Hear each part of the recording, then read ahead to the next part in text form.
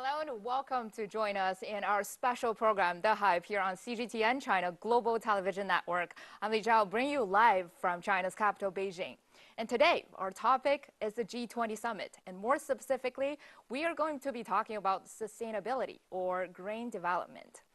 As you guys may know, that this year's G20 summit is set to convene just tomorrow in Rio de Janeiro in Brazil, local time. And also the theme of this year's G20 summit is building a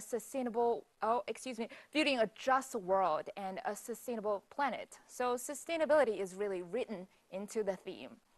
And, you know, one of the main driving forces are young people or young entrepreneurs. They're really utilizing some of the groundbreaking technologies and also their innovative ideas to help make this world a little bit greener every single day.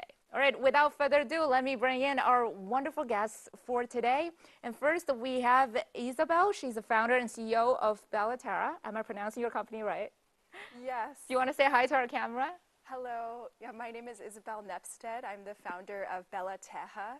And just to give a little bit of background of the company, well, Bella means beautiful or Meili in Latin. Wow. Yes. And Terra means land or 2D.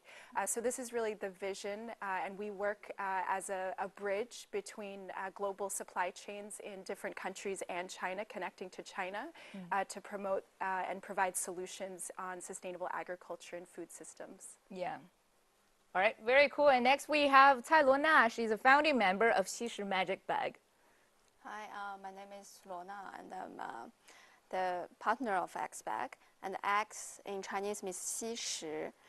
惜食 means cherish food. So we are a social enterprise trying to reduce food waste in China. Now we're operating in more than 70 cities, including Beijing, Shanghai, and Changsha. Wow. Yeah, a lot of our audience, our customers are young people, aged from 18 to 40, and mainly female. Wow, her company is actually big. I've heard about this through mini platform, mini program. A lot for sending me because you guys are on a much lower price than products. Yeah, we'll be talking later. But us online is Justin. He is the founder and CEO of Fleet. Hi, everyone. My name is Justin Lewis. You can call me Ma Youxing. I am the founder and CEO of Waste. We are a software as a service company that helps to measure, track, reduce food waste for some of our larger two clients. Our clients range from a company you might know about like Marriott to large state-owned enterprises in China like CNOOC, China National Offshore Oil Company. We help our clients in their staff canteens, in their restaurants, in multiple environments to track, measure, and reduce the source of your food waste and thereby help them to reduce their costs and environmental impact. How do you usually track the waste? It's not sexy, but it's super, super interesting. It's via the trash. Yeah. So when you have let's call it a buffet in a large hotel, I think it's over 500 hotels in China at the moment. They produce breakfast on guests. How many people are going to be eating breakfast in the morning? They base it completely off of how many people are living in the hotel that evening. And a lot of the times there's a large discrepancy or delta between how many people actually eat and how many people live in a hotel. They produce a large amount of food, every single kind of dish, based on these forecasts. But at their meal period, they don't actually really know what is wasted, what is the cost of getting wasted, what is the cost of what is getting wasted, and whom producing that waste, what dishes are sold, what dishes are tasty, which are, et cetera, et cetera. And as a result, these have a massive, actually 7 to 9% of cost in hotels is completely thrown into the trash can. Wow, that sounds like a lot of calculations to me. But anyways, let me remind you, we're actually live on CGTN's official app and also our website and also on various media platforms, which include our Facebook, YouTube, X, Chinese Weibo, WeChat, Yangshipin, Douyin, and also TikTok. If you want to join us in our live discussion, make sure to use the hashtag Sustainable Future to join our program if you have any questions to ask to our guests. I'm sure they'll be happy to answer them. All right. Also, before we dive into our discussion for today, I just want to give a little quick shout out to our producers and also our technical staff because we cannot see it in the studio. But, you know, if you're watching us live right now, we are actually surrounded by a lot of greens and plants. Do you see that? That is through the help of AI, artificial intelligence. Thank you so much again to our tech staff. That's amazing. Wonderful. Lots of greens there. All right. Let's dive into our topic for today, environmental protection, green development. I guess my first question is, what drove you into this industry? What made you want to start a career in this? You want to start first, Isabel? Sure. Yeah. So nature and environmental protection and sustainability really go way back. Yeah. For me, it started very early years. I grew up in the Amazon part of Brazil, where my father. Which part of Brazil? It's in the city of Belém in the state of Pará, Oh. right on the mouth of the Amazon River. And my father is a tropical forest ecologist, and so during this time growing up, I had lots of opportunities to go with him into the Amazon rainforest. He was doing different experiments to see the impacts of climate change and drought on forests. And I got to see lots of different animals and plants. I got to climb trees. So this really set my interest and curiosity for studying the environment and nature, both in my studies but also later in my career. And I worked with different environmental organizations in the US, but also Brazil and later China. But it was in Brazil that I learned about the impacts of deforestation, and especially thinking of what was driving deforestation and realizing that food and agricultural supply chains are really driving global deforestation. So that really sparked my curiosity to see how we can solve these issues. And so working for different, especially food and agriculture organizations in the US and Brazil and Europe. And then I really saw how China is such a leader when it comes to environmental governance, and especially coining some of the phrases ecological civilization. I got very curious about China and always hearing things, so I really had to come to China and see it for it myself. And so I came to China 14 years ago. I studied at Beijing Foreign Studies University and later did my master's at Tsinghua.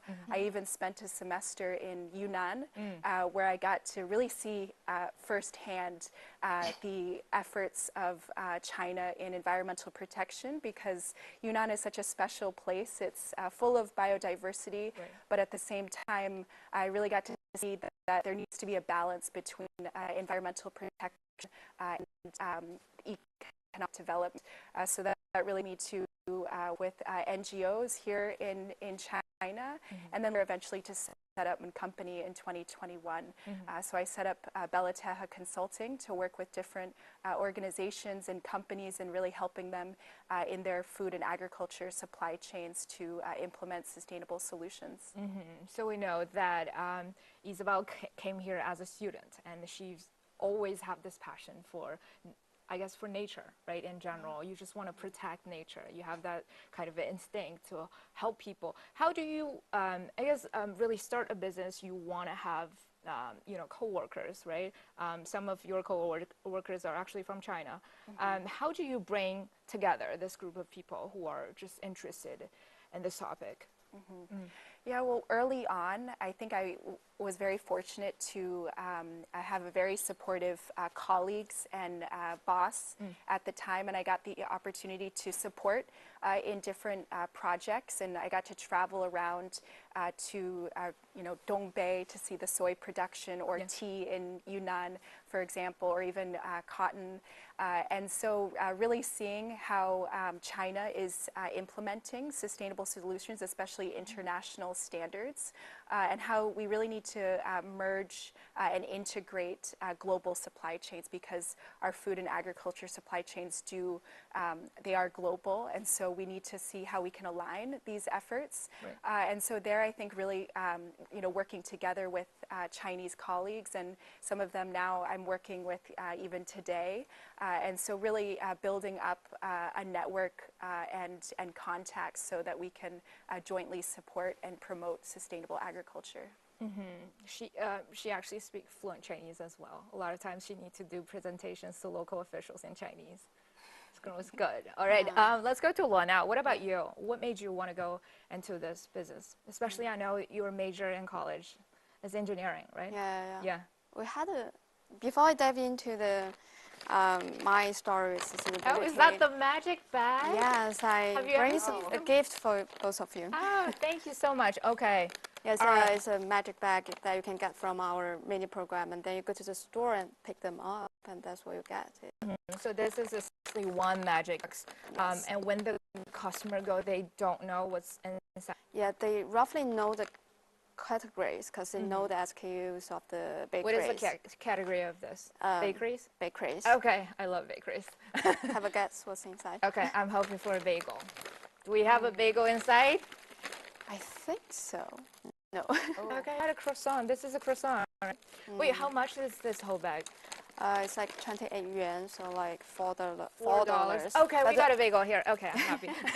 But the original price is like 100 yuan, more like $15 to $20. So you get a lot of discount. So that's like a 50 to 60% of discount. Yes. Okay, so what time is the time that they can pick this up at a lower price? Normally 8 p.m. 8 p.m. When there's still food on the shelf and people don't so want. we got 4. Wow. And people don't want to buy them. So these are from today's leftovers from Yes. one bakery store. From one bakery. Yeah. And then the reason why it's a blank box is because you don't know what's going to be left. Yeah. But they're perfectly good. They are good, and they're. I like the little mystery. You don't know what's inside until you like pop it open. Yeah, that's why we're so popular on social media. You are very. Yeah, as I said, I heard once about you open the blank box and then you get the surprise you want to share. Yeah. Yeah. That's And do you have like limited editions, or like how many bags do you offer per store?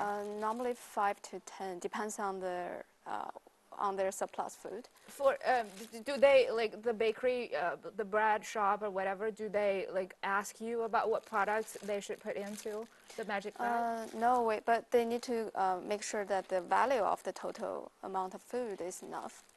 Okay.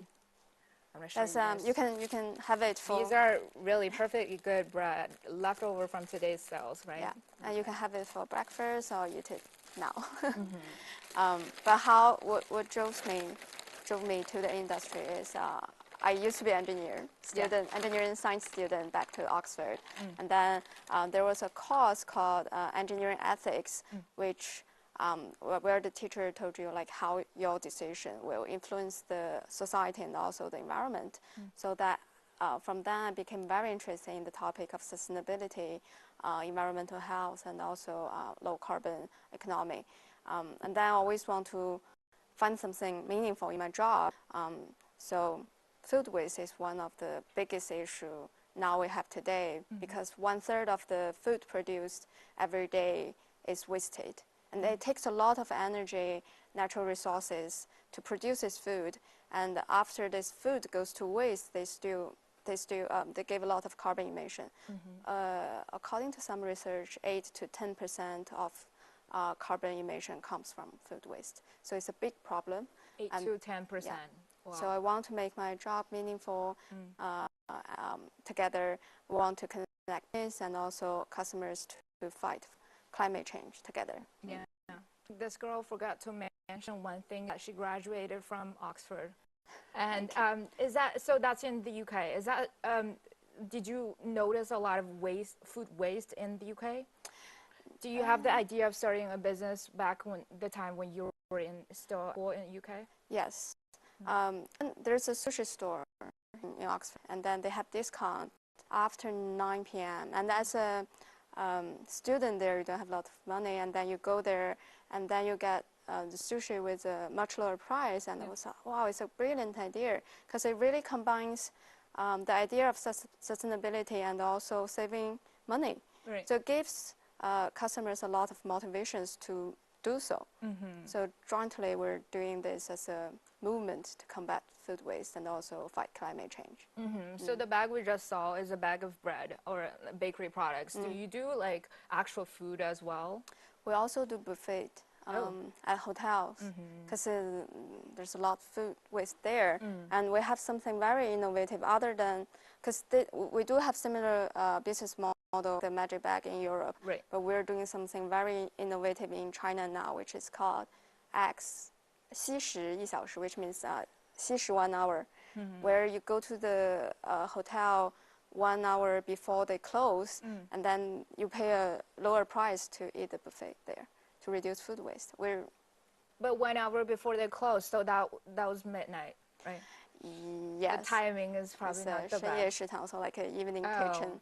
Yeah, Well, so it's someone quite is popular. craving for food at midnight, they can go to that place for a much lower price, but a lot of great food in the buffet. But that also may come with some challenges in terms of food, but we're going to be talking about the challenges later. All right, what about you, Justin? What made you want to do something related to the grain? Well, my story is, I would say, a little bit similar to Ms. Tai's, to Lona's. I was working at a large 3C electronic company, like let's call it a Fortune 50 company early in my career in China. And I was doing very well, to be frank, there. But I had something random and painful occur, which is I got hit by a car and I broke my leg at that moment. And there's a saying in Chinese called 伤筋动骨100天, which means that if you hurt your bones or you hurt your tendons, you're left in bed for 100 days. And during this 100 days, I essentially had a kind of an aha and an ouch moment at the same time, where I really started to think about, you know, the morality of what I was doing, the industry that I was in, as well as my own mortality as a human being on this earth. And I thought, you know, I'm earning a lot of money as a 22, 23-year-old, but if I died today, will I have lived for any reason in particular? Will I have had a lasting or even truly positive, impactful relationship with this earth by the time I leave this earth? And my answer was a very quick and very easy, I know. So as a result, I did a lot of, let's call it homework in my sick bed at the moment at the time, and I found out that the largest contributor to carbon footprint or carbon intensity in the world is one, oil and gas, which is extremely hard to change. I know we're doing. China is actually a market leader in terms of electric vehicles, et cetera, and in pushing towards sustainability from oil and gas perspective. Two is smelting, ore production and mining, which is extremely hard also to disrupt because it's a, let's call it a legacy industry. And three is food and beverage. And to me, that like checked all boxes, because all people, regardless of where you are in the world and who you are, should be eating ideally 3 meals a day, right? And so if we can affect the food supply chain, the food production chain, the food consumption culture from a global perspective, we can help to reduce global footprint of carbon from food, one plate at a time. Yeah. That was deep. That was really deep. So very deep conversation. I want to ask you this because you're very successful before as a at a 4,500 company, but you just you quit your job. Did family support you in this? My mom is Chinese and my dad is Western. Let's call him Anglo-Saxon. And so mom essentially came to me and said, "What, 宝贝你在干嘛? Like, you know, hey, what are you doing? You have like safe, solid job that's doing you well. Right. Why are you doing this?" And my dad didn't ask any questions. He just said, "You like what you're doing? Are you going to get paid enough to put a roof over your head and to feed yourself? Yeah? Okay, do it. I support you." But I think over time, certainly after I started Wastely, I think both of my parents have really started to understand in their own lives how food waste contributes, but also, you know, in their social circle, how they and people around them can make an impact from a food waste perspective from their own actions. All right. Great stories. We've learned how you managed to really go inside to the business. But right now, I want to ask you what kind of, I know you sort of talk about this already, but give us a few examples of really innovative ways or cases in your previous work that really contribute to grain development here in this country, or like international experience. Want to go ahead, Isabel? Sure. Yeah. So we really special in localizing international standards, and I think also having experience in Europe, U.S., and Brazil, Latin America, even Indonesia, seeing that especially in agriculture, each landscape and ecosystem is different, whether it's the soil quality, the climate, and these all ultimately impact the food that is grown.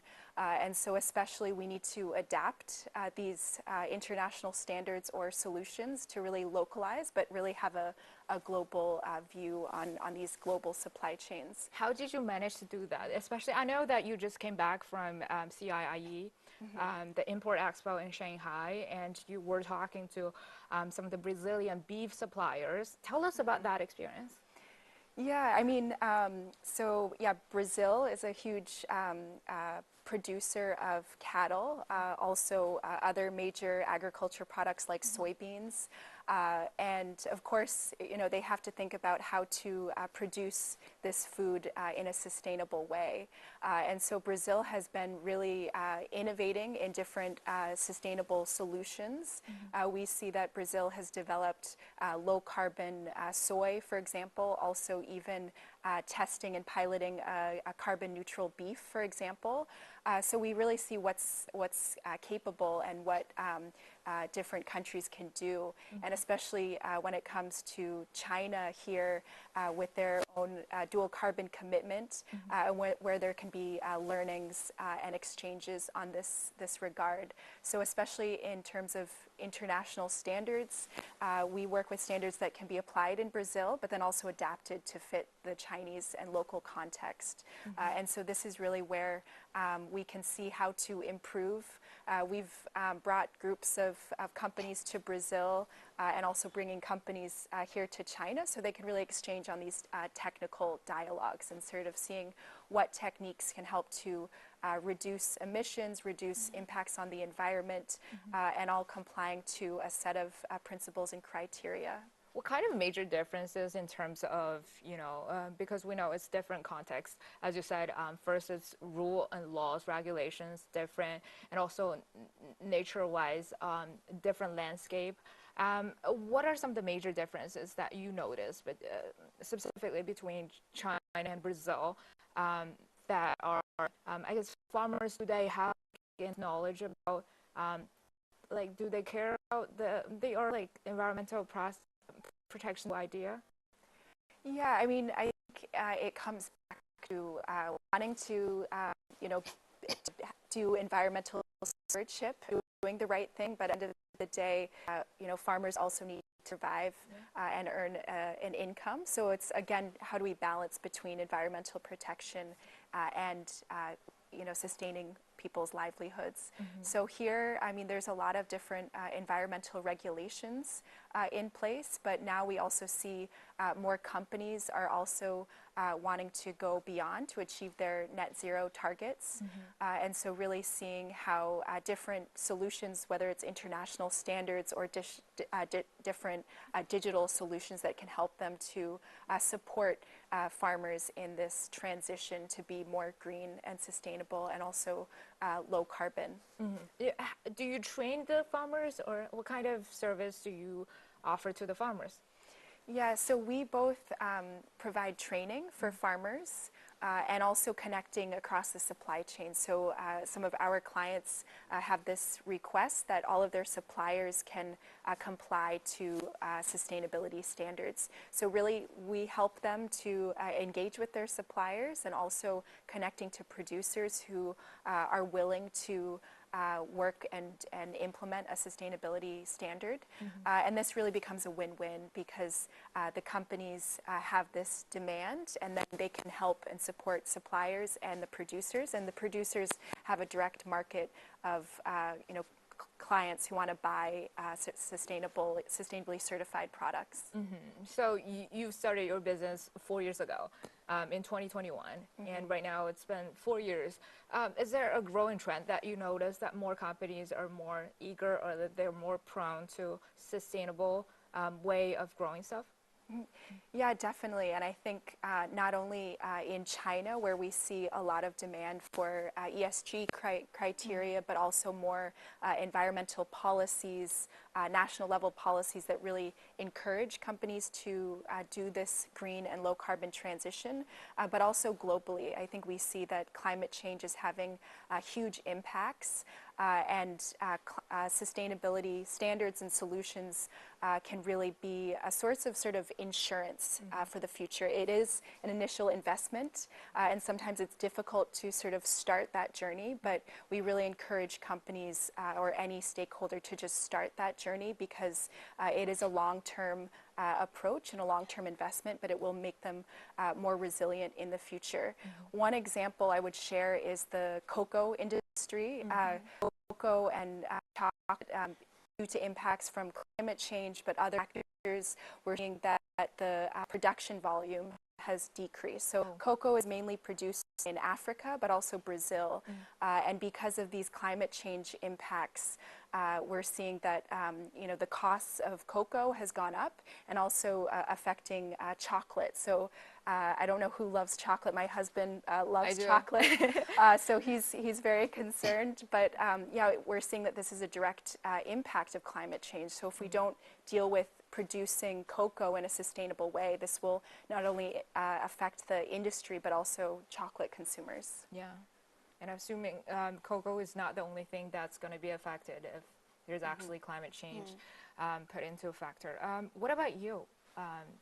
I know you sort of talk about your innovative ideas by, whether that's setting them up on mini programs on WeChat or Alipay or all these others. What about, are there something else that you put out as, a young leader in this industry? What kind of innovative ideas did you have? Like what I mentioned, we also, bakeries are still the top category we work with, but we're trying to work with other categories like convenience stores. Well, you go to the store, they have breakfast and also fresh food and also packaged food. And also we just started to work with hotels to reduce food waste at different scenarios. So not just bakeries, but also restaurants, hotels.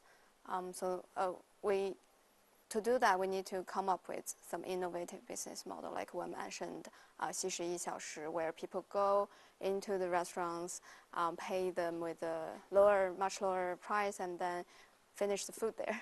But they cannot add on, so it's just leftovers. How do you usually reach out to those restaurants or bakery stores?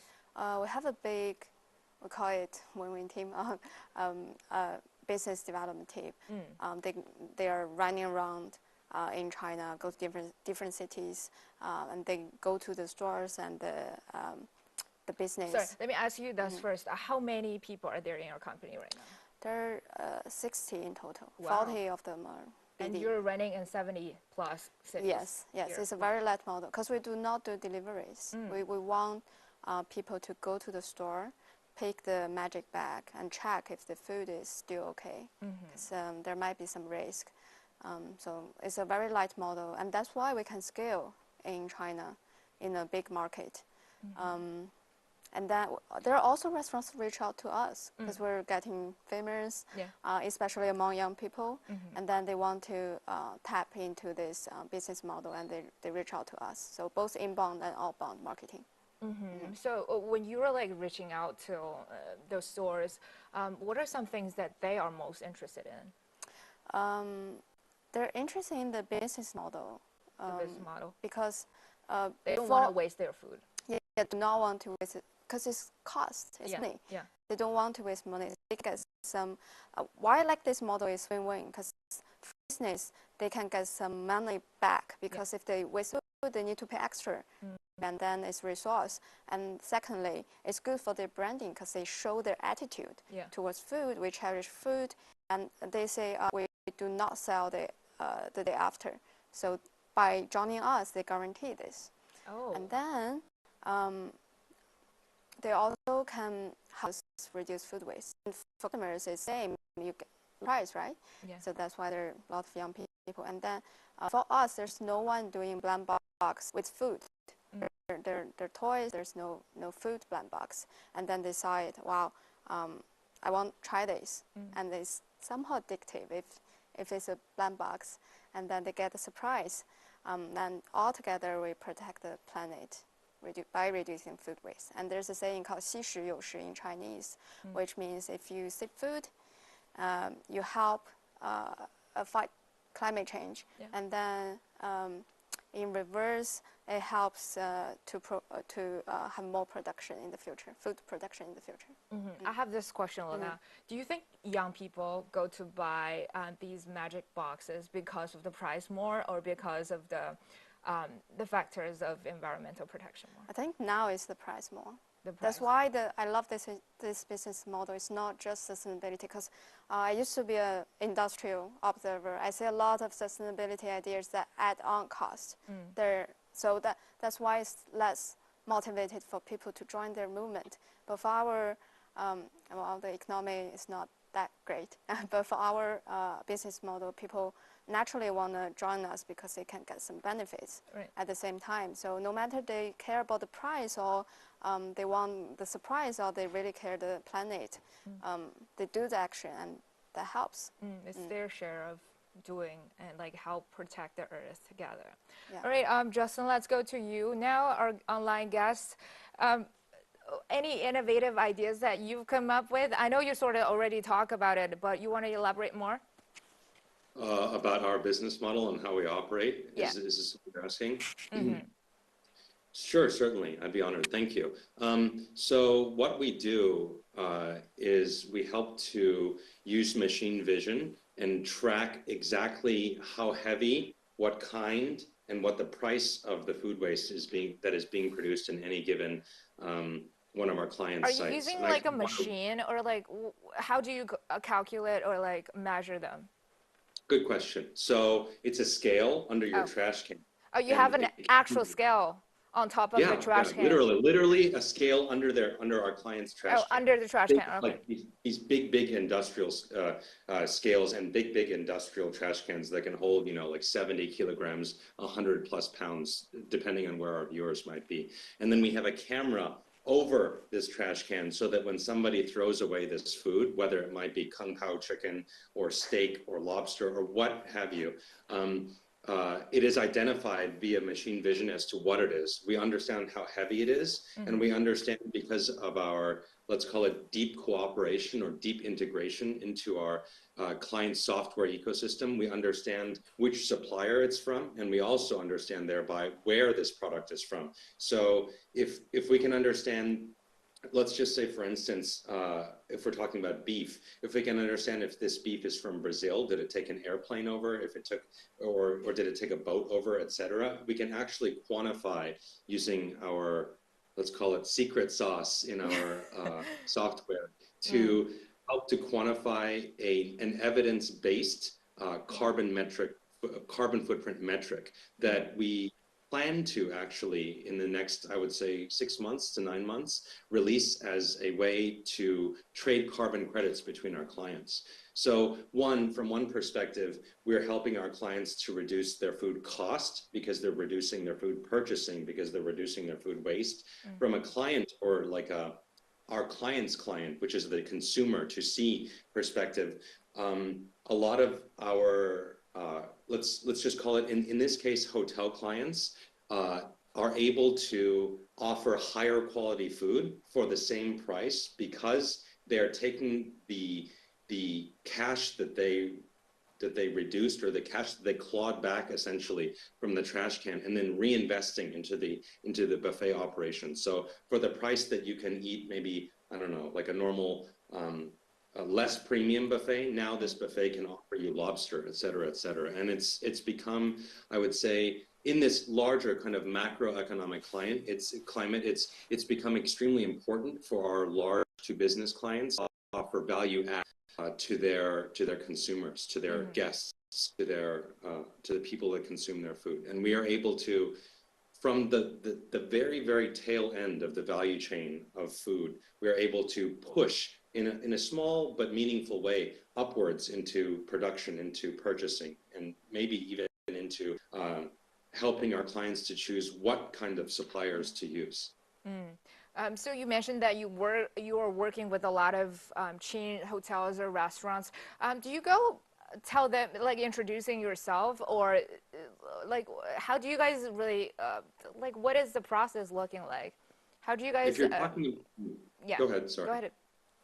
Yeah, how do you guys do you introduce yourself or your company to them, or do they find you and like want to work with you? I would say, I mean, kind of our journey from a business development or a sales perspective has been very similar to kind of ESG or environmental sustainability and governance as an industry and its I would say unique pain points. So early when we first started Wastely, we spent a significant effort, a significant amount of time, marketing, business development budget, manpower, et cetera, trying to educate our market, right? Trying to share with them and encourage a sense of responsibility in our clients. And I think at this point, ESG is no longer, or sustainability is no longer a nice to have, but is a must have. In the EU, starting in the US, and even with China with its 双碳目标, its two carbon initiative, right? So we see that slowly, policy is driving business opportunity, but also as our market is getting more and more, I wouldn't say mature, but is getting more and more educated. Businesses understand that they need to commit to sustainability, not just for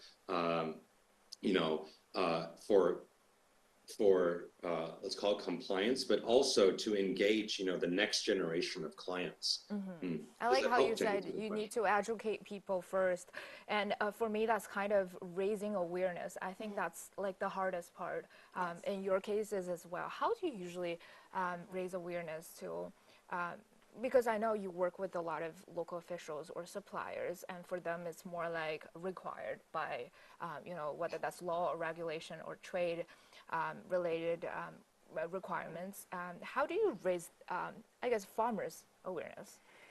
Yeah. Is it hard? Yeah, no, I mean, I think over the years, having worked for NGOs and doing, different events, dialogues, discussions, even study tours, or doing research and policy recommendations, I really saw that there was a lot of discussion and how to really translate to action, because a huge behavioral change is needed, not just from the farmers, but everyone, even on an individual level. And so I think what's really important is building that awareness. It's a really important step, but really convincing people to see the value of sustainability. And of course, it goes back to the challenge of environmental protection and economic development. But you really have to sometimes repeat and repeat and repeat. So I would say over the years, sometimes talking about the same issues and saying it again and again to many stakeholders, sometimes going through trainings with farmers multiple times. And I think there was one moment, especially after China's announcement of the, as Justin mentioned, the carbon commitment, that it was really starting to catch on. And of course, policy, especially here in China, is so important. But really then trying to change the narrative a little bit to see what hooks there are to really get people to understand these issues and what's really in it for them.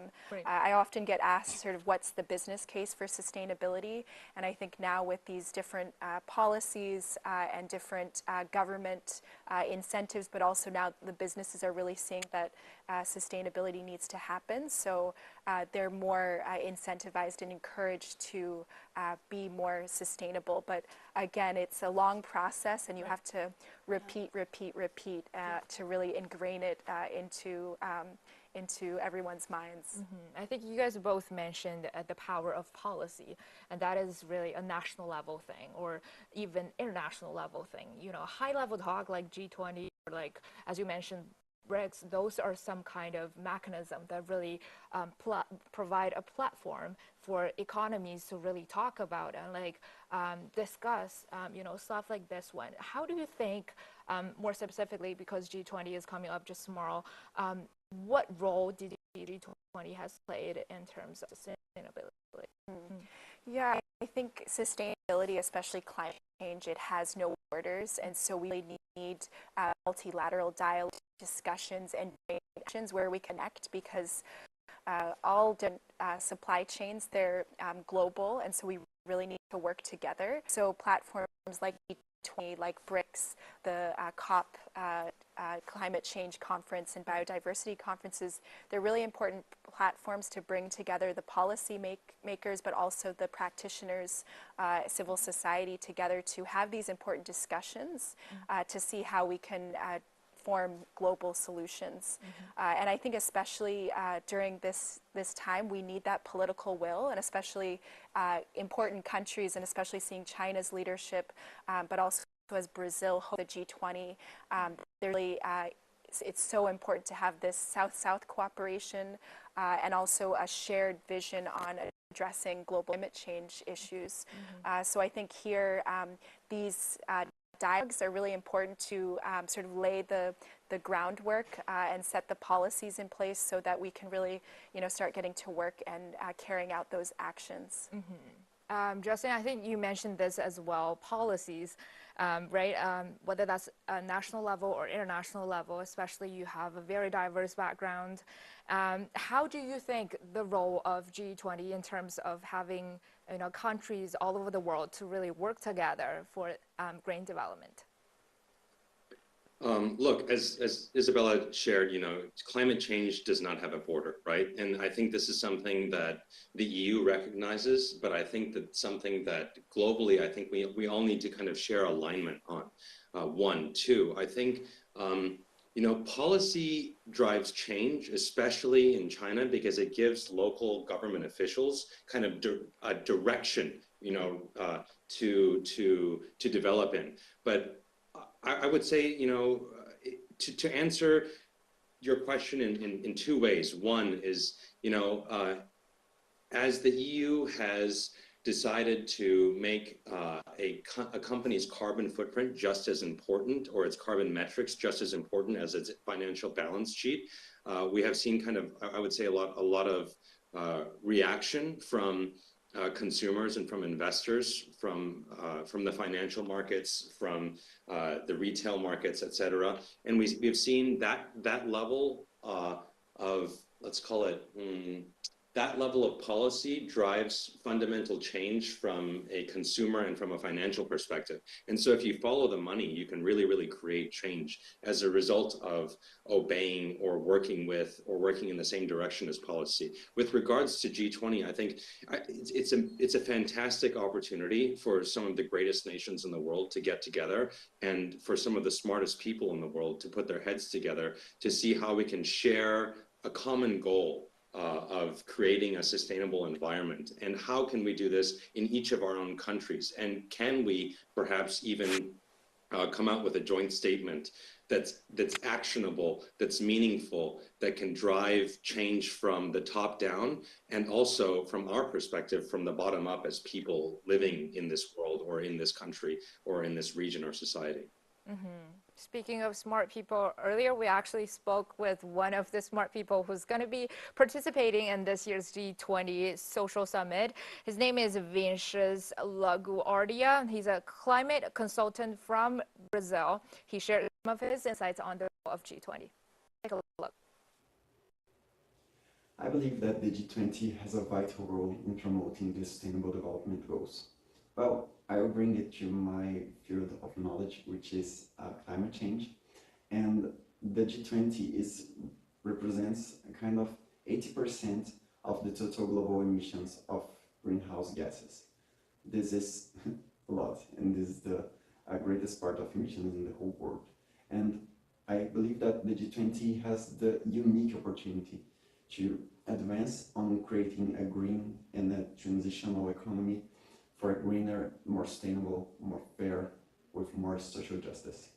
And for doing so, the G20 countries have to count on the youth in this process. The youth is empowered with a good side on diversity, on innovation, and especially on sustainability. Well, speaking for myself, I want to build a more sustainable, more dignified world for all forms of life, human, animal, vegetable. And we have to do so because we have to have a house, a home, a place that we can live in, that we can breathe, that we can drink of pure water, eat good food. We have to survive as a species. And to do that, we have to count on the incoming generations. So my generation is an incoming generation. We are already being change makers in our society, but we will be even more over the years. So G20 countries have to count on us to build this more sustainable and resilient society. We can really see the role of young people, especially this guy himself is attending the G20 summit or one of the talks, but still you can see the power of young people. Let me give you some data that we found earlier. A 2022 Nielsen survey actually showed that 73% of the young customers are willing to pay more for sustainable products. And additionally, 62% said they prefer brands that are transparent about their sustainability practices. So I think we sort of talk about this in box. I ask you, do you think it's price appealing to young customers, or they're actually aware of environmental protection? And at this phase, you said you think it's still more about the price. How do you sort of raise awareness among young people? So for every touch point on our mini program or app, you can say we are trying to promote ideas of reducing food waste and how it's related to reducing carbon emission. To actually say the meals you saved and also the number of carbon emissions you help reduced. So at every corner of our menu program, our customers say it. So whether they are chasing for lower price or not, or sustainability, they get a sense of why we're doing this.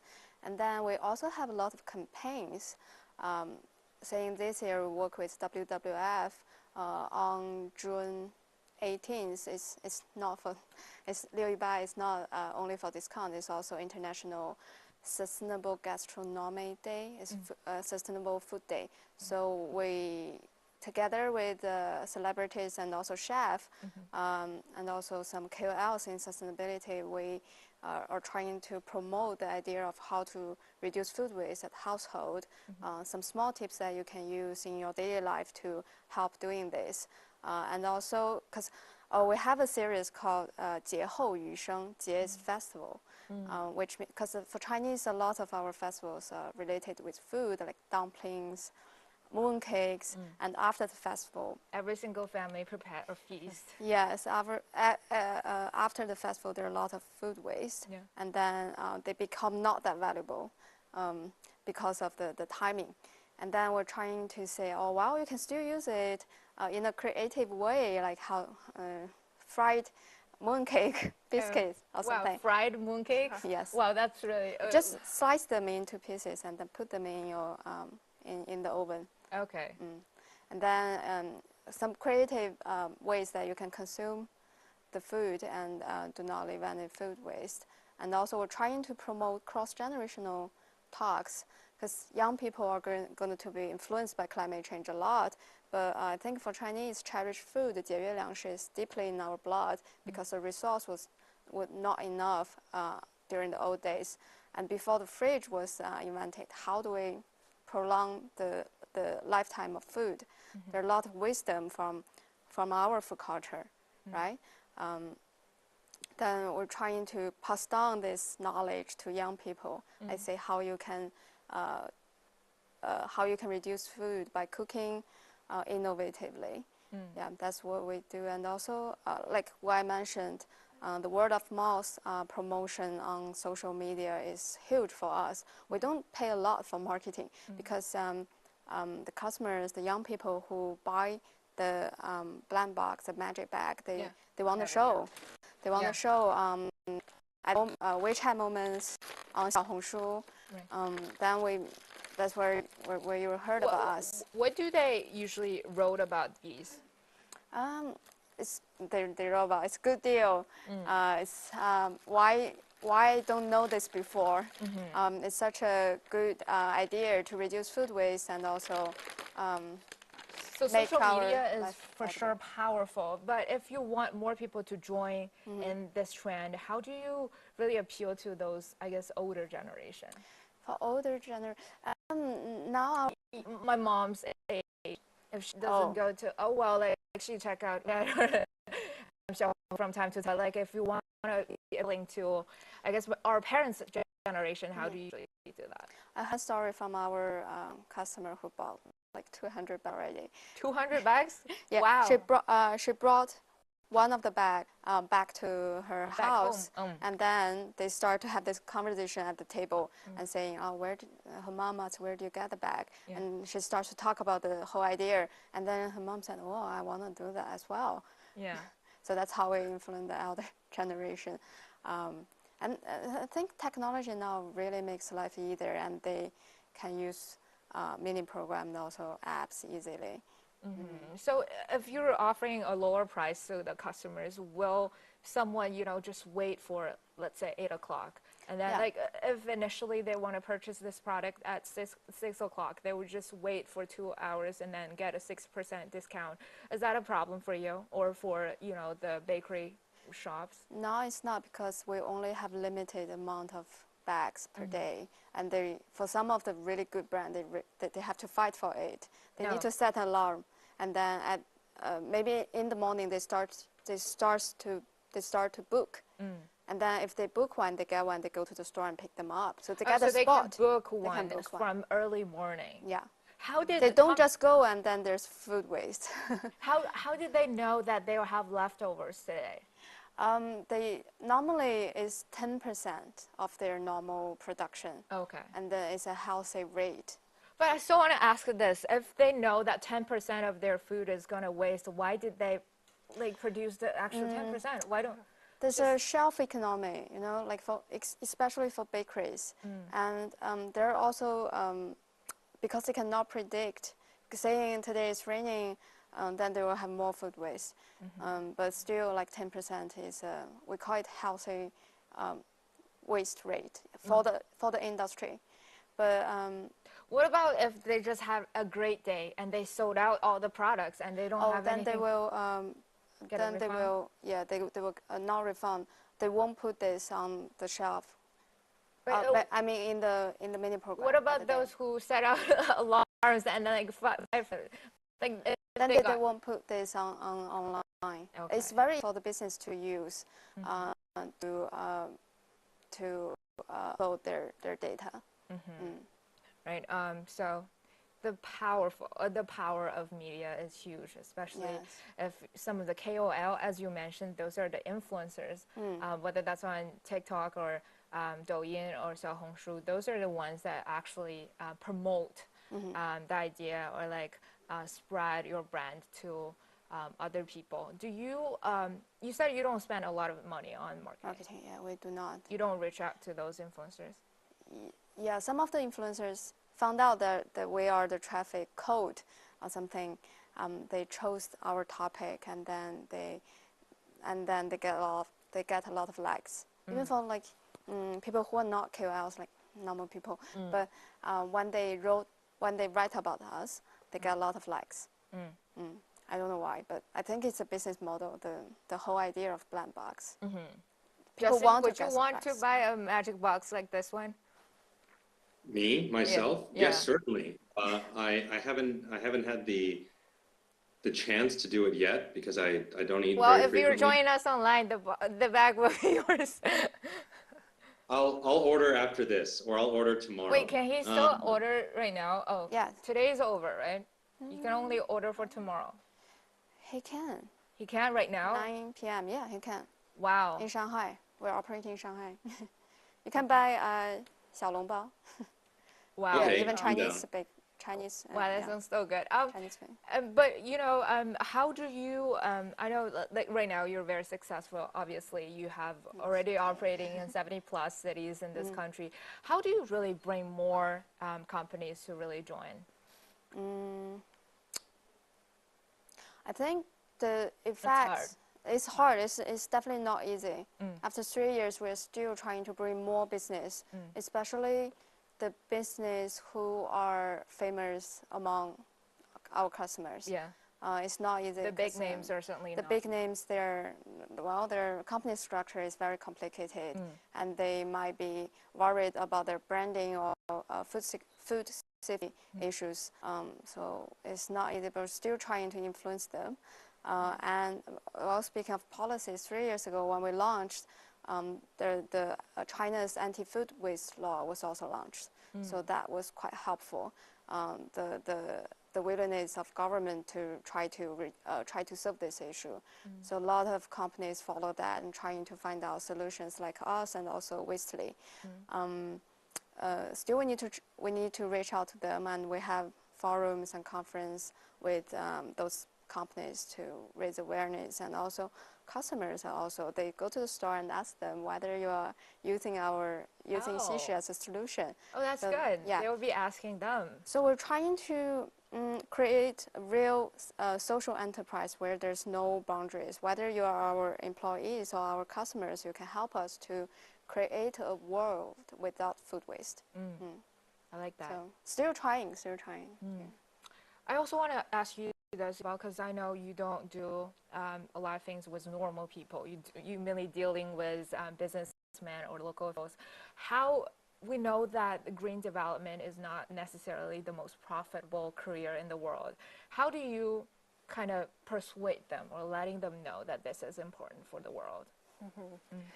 Yeah, no, it's definitely a challenge, and I think as people are becoming more sort of aware that sustainability is now the business norm. It's really becoming the business norm, and we see a lot of different influences coming in with the whether it's ESGs, pressure from investors, also especially multinational companies who have global sustainability commitments, and then now these policies. So really seeing how everyone has a role to play and everyone has a responsibility and contributing to these policies and these commitments.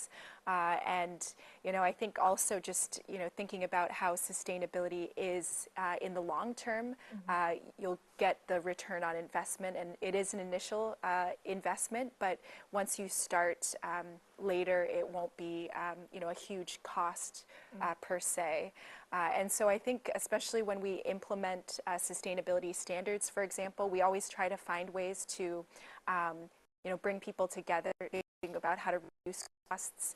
One example, we together companies that all wanted to sell corn here in China, and by bringing them together, they could bring together their volume demand, and we could then jointly work with their suppliers and also the producers in Northeast China. And this helped to bring together the resources, reduce costs, and it was also good for the producer because they had a market and they could produce, and it wasn't just 5,000 tons going to one company, but they could produce a lot It's a long-term sustainable.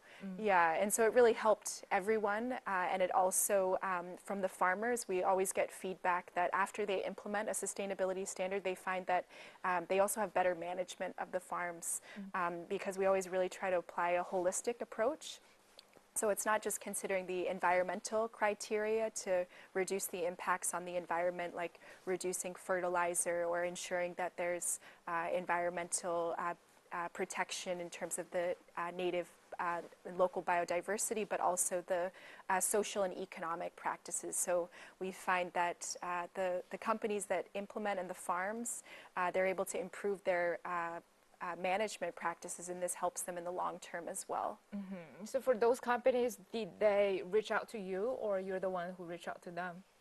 Yeah, luckily they reach out to us. We, you know, we work with different networks and platforms as well. So, for example, we're the representative for the Sustainable Agriculture Initiative platform here in China, and so all of our members will reach out to us if they need support in terms of training or if they need help to connect to farmers here in China.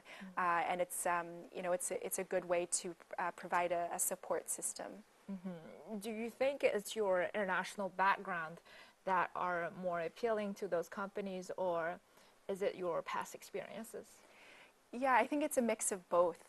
You know, I think there's always a balance between, you know, being competitive in the international market, and that's the role of international standards to, if when implementing international standards, it can be applied in different countries, whether it's ISO standards or other standards, and this really helps Chinese companies as well as multinationals here. So the international bit is very important, but also, you know, having worked in this space for the last 12 years in China, building up the relationships and contacts, and it's been quite a journey. You know, I think back in 2014, we implemented one of the first sustainable soy standards here in China with a Chinese company, and since then we've come a long way. Lots of ups and downs, but I think, you know, really seeing that there is this strong transition, and China's really leading that. Let's look into the future, Isabel. What are some things that you see as opportunities? Yeah, I mean, I think, you know, thinking more about sustainability on all aspects, whether it's, you know, developing very concrete climate change actions, and especially issues that I care a lot about, like protecting forests globally, and, you know, factoring in forest protection. And so I think for this, it's really important, if we're going to achieve our global climate change and biodiversity goals, we do need to think about forests. And they always say that forests and nature are sort of a hidden solution, and, you know, they can really, they're, you know, so important for addressing our climate change goals. We know that COP30 is going to be held in Brazil next year. Are you going to be there? Yes, definitely. We're very happy, the Bella Terra team, to be connecting, especially between Brazil and China. So we'll be there on the ground and organizing a lot of different activities and events. And we're really looking forward to engaging with different partners here in China, but globally. And I'm also very happy because it'll be held in my hometown, Belém. Yeah. So it's a great, amazing city right on the Amazon River. And I think it'll be a great opportunity to really highlight the Amazon rainforest and all of its beauty and the importance of the Amazon for the world. So having all of those climate change experts actually go into the rainforest and see for themselves and maybe come up with some innovative ideas to help, you know, protect them. Awesome. Now, Justin, what about you? Let's look into the future. What are some plans in the future to really, you know, expand your business and help this world become a little bit greener? If we're speaking about my immediate future, which is in the next hour or so, I just ordered my first shisamofa. You just did? Wow. I know it's a little bit rude that I was doing that when you guys were speaking, but okay, what did you order? Tell us, what did you order? I ordered a mystery bag of bread, because that's exactly what I want. I saw there was cake, and I saw there was like other. I decided tonight what to after a talk like this, I want some carbs. Wow. And that's what I got. Thank you. See, it's really convenient because he literally did minutes, right? Yeah, seconds actually. Okay, so let me ask your question. What are plans for the future? Well, I think I shared a little bit about it. Right now, our core value offering or our core value proposition is that we help our clients to reduce their food cost, right? I would say the next step, so within the next 2 to 3 months, we're going to be integrating into a lot of our clients' central purchasing systems, so we can help to provide a metric on, for instance, when you buy a pineapple, when you buy a taro, or when you buy a watermelon, what percentage of that watermelon or what percentage of that papaya or taro can be used? And if this vendor actually produces or has a better supply chain, or maybe has better producers, this product has better, what's in the industry called yield. So a larger percentage of this product can be used. So we are moving to integrate into let's call it supply chain data, so we can understand what kinds of suppliers are the least wasteful, or what kinds of suppliers, food and beverage food suppliers are providing the most local and the most high yielding products. So it's not just a matter of how much this pineapple costs per kilo or per pound, but ultimately how much product it can yield for you. If we're talking about kind of like a little bit more into the future, let's say 6 to 9 months, we're actually going to be releasing a mini unit. We're in the process of working with Haiti now, Xita, in co-developing a new product that helps them to reduce their fruit waste in their 1,500, I think it's 1,396 stores globally. And so once that product is released in Q1 of 2025, we will be slowly rolling out there. And then let's call it, full year 2025, what we want to do is first get our, let's call it like licenses from the US standards, from EU standards, and also from China standards in our methodology and metrology and measuring carbon footprint. And once we have this in place, we can start to turn our data into a financial product. So not only are we helping our clients to reduce their food waste and helping them to reduce their food cost and increase their cash flow, but also what they're saving as a result of using our product, they can also choose to sell to a large airline or something like this as a carbon credit. So this becomes win-win-win-win-win, kind of a spooling situation. Yeah. That's why we need more young people to join in the trend, because young people can deal with all those technology, utilizing the groundbreaking technologies like AI, like what kind of apps did you write? All right. I don't know if I understand this correctly, but Justin is right now basically cutting the waste from the. What you are doing is essentially, from downstream. Yeah, if they have leftovers, we kind of sell them. But if he's loving with more copies, then you don't have anything else to put your message. No. I cut in here. So as Ms. Anna said, for instance, has as healthy buffer for their overproduction in a hotel or in a cruise line, or let's call it hotels because it's easier for us to kind of link our businesses together that way. In a hotel's perspective, they have what are called brand standards. So we don't need to go into brand names, but for this 5-star hotel or this 4-star hotel, they're never going to have no food in your buffet at the end of your buffet. So ultimately that food needs to be thrown away. The issue is that there's way too much food being thrown away. And even if Wastely as a company is able to reduce our clients' waste as much as it can, waste will never be zero. That is impossible from a brand perspective, because they must always have a certain amount of food left over in these plates to keep it so that clients will come back. Because look, I mean, from my perspective, even being in this industry, if I go to a buffet in the morning and everything's empty, I feel like, damn, like, I'm just going to go somewhere else now and have some noodles. I feel sad. Yeah. So that's why we not just need Wastely, but also Xi as well. Yeah, I wish they. And we also need Isabella, right? They do not need that anymore. We are a hospital trying, but we want to grow the hospital. That means there are patients. So what we want to do is kill ourselves one day, because we are a that's startup. your goal. One of the goals, because we are a startup to really solve the problems. If the problems no longer exist, which is good, perfect, then they no longer need us. But still, there are other problems, right?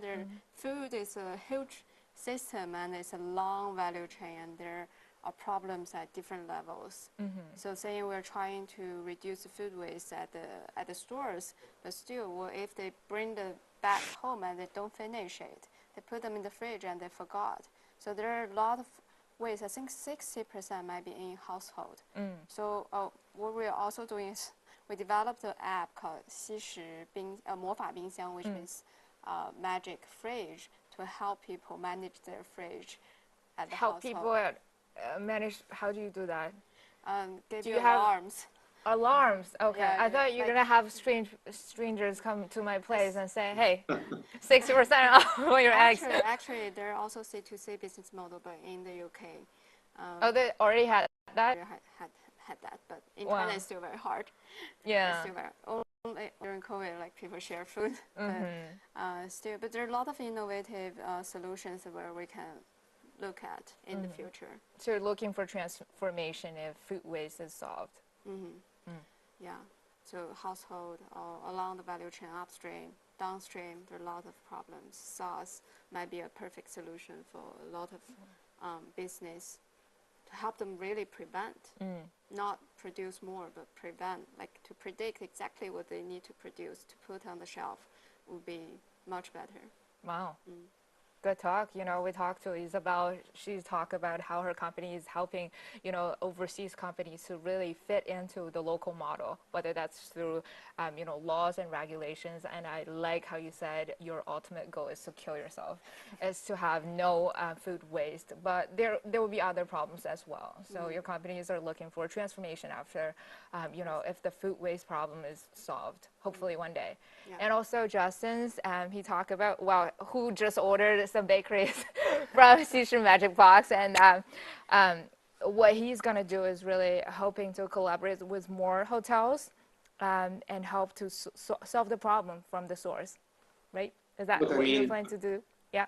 Yes, absolutely. And I kind of want to reiterate, look, if the overarching topic of today's discussion is G20 and sustainability and youth entrepreneurship, we really need to understand that it's not just about how our countries are working together, but it's about how we are working together within the industry, as well as about how, from a food waste perspective or from an environmental sustainability perspective, the value chain is massive.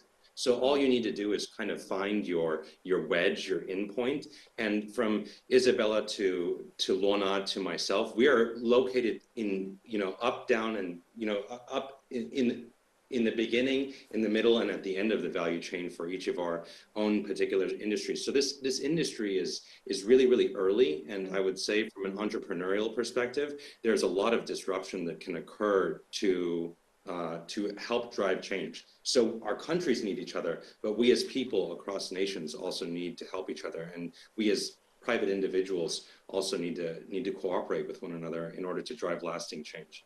That's why we need high-level talks to really bring together some of the world's biggest economies and have, you know, some of the smartest people to really discuss what kind of policies or ideas they can come up with to help this world become greener. All right, I wanna finishing this up with some of our comments that my producers just sent to us. From Arden, he said, "I love bringing my reusable with me. It's safe and keep drinks nice and cold, so open your own bottle." And so this guy said, exciting to see young innovators leading the charge, leading the change in sustainability. The movement is crucial for a brighter, eco-conscious future. Wow, you could be being complimented by a lot of people. All right, let's finish here, and I want to thank so much again for 3 young for efforts in development, and also so much for our viewers for tuning in. And once again, this is the hub, and we talk about sustainability, especially before the G20 summit. So hopefully we're gonna see more policies coming up tomorrow. That's it for today. Li Zhao, thank you so much for joining us today. Bye. Bye. Bye.